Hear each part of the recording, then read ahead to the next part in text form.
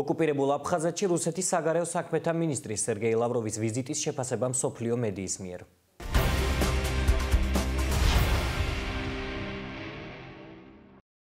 ოკუპირებულ აფხაზეთში რუსეთის ფედერაციის საგარეო საქმეთა მინისტრის სერგეი ლავროვის ვიზიტსა და მის შედეგებზე ბევრი ითქვა არა მარტო ქართულ და აფხაზურ მედიაში, არამედ უცხოეთის საინფორმაციო საშუალებებშიც. ეს ბუნებრივიცაა, რადგანაც რუსი მინისტრის ვიზიტმა და მისმა განცხადებებმა არაერთი კითხვა გააჩინა საზოგადოებაში. ოფიციალური ვერსიის გარდა ვიზიტის შეფასებისას საუბრობენ კრემლის ახალ გზავნილებზე.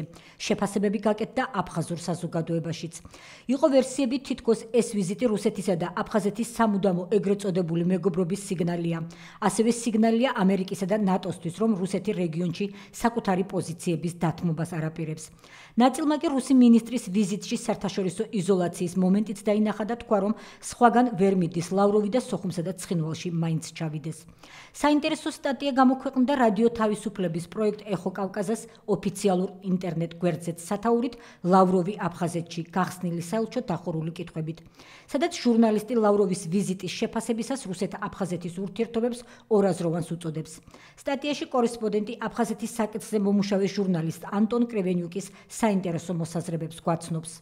ვიზიტის მიზეზი იყო საელჩოს გახსნა, რაც თავისთავად პროტოკოლური ხასიათისაა და აგრეთვე თავის მხრივ საინფორმაციო საბაბია. ანტონ კრევენიუკის თქმით, ამ ვიზიტით შეგვიძლია ვისაუბროთ რაღაც გარკვეულ გზავნილებზე, რომლებიც დამახასიათებელია რეგიონული პოლიტიკისთვის.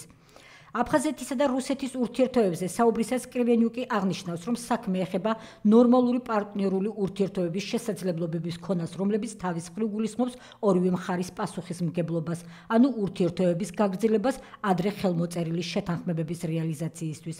თუმცა ჟურნალისტის განმარტებით, როცა ვსაუბრობთ აფხაზეთზე, უნდა გავითვალისწინოთ, რომ პოლიტიკური არასტაბილურობა და ეგრეთ წოდებული სახელმწიფოებრივი კრიზისი, რომელიც აფხაზეთში სუფევს, ამცირებს აფხაზეთის მოლაპარაკებების უნარსა და პასუხისმგებლობას. აგრეთვე რუსულ მხარესაც აქვს მთელი რიგი პრობლემები, რომლებიც მუდმივად იჩენს თავს, ასკვნის კრევენიუკი.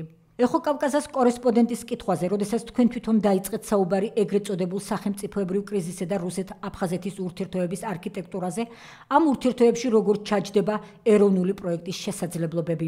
ანტონ კრევენიუკის თქმით, ეროვნული პროექტი აფხაზურ პირობებში უკვე ჩამოყალიბდა. აფხაზეთის პრობლემა იმაში კი არ მდგომარეობს, რომ არ არის შერჩეული მოდელი. მოდელი დიდი ხანია შერჩეულია, ამბობს ჟურნალისტი, თუმცა არ აკონკრეტებს რა მოდელს გულისხმობს. როგორც ჟურნალისტი განმარტავს, პრობლემა არის ის, რომ ერთიანობაში სოციალური კულტურა, რომელიც არსებობს ქვეყანაში, არის არა მხოლოდ მუხრუჭი, არამედ ბლოკავს ეგრეთ წოდებული ქვეყნის განვითარების შესაძლებლობას. განვითარების შეუძლებლობა ქმნის ისეთ პრობლემებს, როგორიცაა ინფრასტრუქტურული კრიზისი, როდესაც ის იწყებს ჩამოშლას. ეს თავის მხრივ გულისხმობს კრიმინალის დონის გაზრდას და მთელ რიგ პრობლემებს. პრობლემას წარმოადგენს განვითარების მრავალწლიანი შეფერხება, რაც თავის მხრივ არ იძლევა შესაძლებლობას გამოიძებნოს რესურსი, რომ ფინანსური, პოლიტიკური და ინტელექტუალური განვითარება დაიწყოს და გადაწყდეს ისეთი ტიპის პრობლემები, რომლებიც წარმოქმნილია. ანტონ კრევენიუკის განცხადებით, აფხაზეთში ხშირად არის უტრირებული აფხაზეთის აღიარების საჭიროება მსოფლიოს მიერ, მათ შორის რუსეთის. არსებობს მოსაზრება, რომ ადრე თუ გვიან როგორღაც ვიღაცის დახმარებით რაღაცას გავაკეთებთ. სინამდვილეში ჟურნალისტის აზრით, აფხაზეთი რუსეთისთვის ამ ეტაპზე დახურული საკითხია. ის გეოპოლიტიკური ამოცანები, რომლებიც რუსეთმა დაუწესა, აფხაზეთს გადაწყვეტილია და გადაწყვეტილია დიდი ხნით. არანაირი განსაკუთრებული ინტერესები, რომლებიც საბაბს მისცემდა რუსეთს აქტიურად ეფიქრა აფხაზეთის ინფრასტრუქტურისა და ცხოვრების დონის გაუმჯობესებაზე, მას არ გააჩნია. ამბობს ანტონ კრევენიუკი ეხო კავკაზასთან ინტერვიუში და დასცენს, რომ უფრო მეტიც ჩვენ ვხედავთ, რომ თავად რუსეთი უახლოვდება ძალიან რთულ ეტაპს, რომელიც ერთმნიშვნელოვნად შეარყევს რუსეთს 2020 წელს. ერთი სიტყვით, რუსეთს აბსოლუტურად არ ექნება აფხაზეთის თავი. ასეთ საინტერესო შეხედულებებს გვიზიარებს ჟურნალისტი რუსულ-აფხაზურ ურთიერთობებზე. მისი განმარტებით, აფხაზის საზოგადოება შედის ჩიხში. რეალურად ეს დიდი გლობალური ჩიხია. მე ვსაუბრობ აფხაზეთის საზოგადოებაზე. ჩვენ თვითონვე შევედით ამ ჩიხში, რადგან აფხაზეთში საზოგადოების გავლენა პოლიტიკურ და სოციალურ პროცესებზე მნიშვნელოვნად მაღალია, როგორც წესი, მეზობელი ქვეყნებისგან განსხვავებით. სინამდვილეში არაფერი ცუდი არ მომხდარა, რადგანაც ნახევარი მსოფლიო ცხოვრობს აფხაზეთის მსგავს პირობებში და უარესშიც. თავს იმშვიდებს ჟურნალისტი და იქვე ამბობს, რომ ჩვენ გვქონდა ამბიციები, გვქონოდა სოციალურად განვითარებული სახელმწიფო, რომელიც იქნებოდა თავისივე მოქალაქეებისთვის სახეირო და საინტერესო. სწორედ ეს არ გამოგვივიდა და შესაძლებელია არც ახლო მომავალში განხორციელდეს.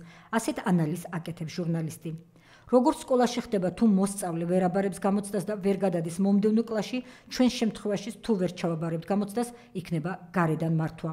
ერთადერთი რაც იქნება ესაა, რომ ჩვენ მომავალი 25 ან 50 წელი ვიარსებებთ აი ასე კოლაფსის ზღვარზე არსებული ინფრასტრუქტურით, რომელსაც განვითარების შესაძლებლობა ექნება ძალზედ შემცირებული მოსახლეობის აქტიური და მოაზროვნე ნაწილის გადინებით.